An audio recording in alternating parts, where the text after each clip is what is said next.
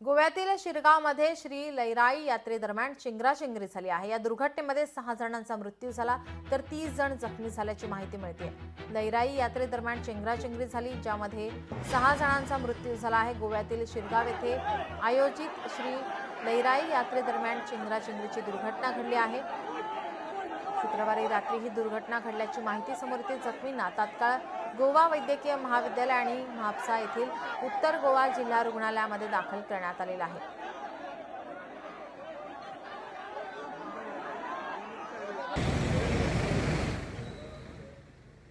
जो इंसिडेंस हुआ है उसकी इंक्वायरी करने के लिए एसपी नॉर्थ और कलेक्टर बोथ उसकी एक्चुअल इंक्वायरी कर रहे हैं।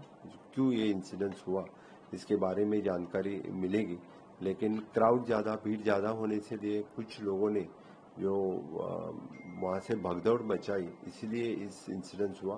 फर्स्ट इंसिडेंस पे तो ऐसे दिखता है।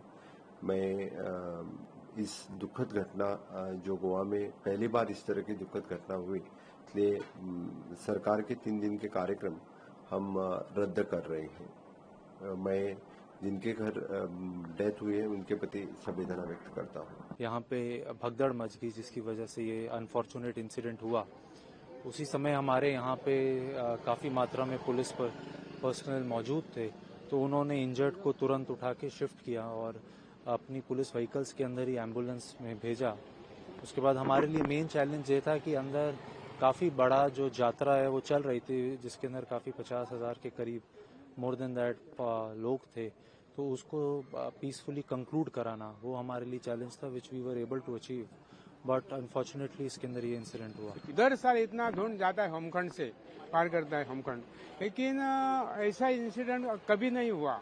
क्या है मालूम है सर कि कभी कभी उसमें स्पर्धा होती है, कंपटीशन। सो मैं पहले जाऊंगा और वो दूसरा पहले जाएगा।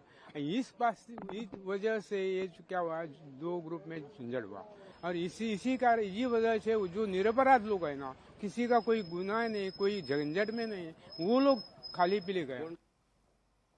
दरम्यान पंतप्रधान नरेंद्र मोदी यांनीही या दुर्घटनेवर शोक व्यक्त केला आहे। त्यांनी ट्विटमध्ये काय म्हटले आपण पाहूयात। गोव्यातील शिरगाव येथील यात्रेत झालेल्या चेंगराचेंगरीत जीवितहानीबद्दल दुःख झाले आहे।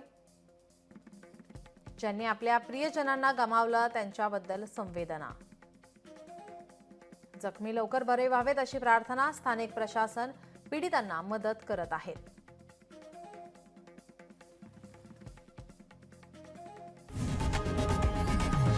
लोकशाही मराठी ऐका, पहा, जागरूक रहा।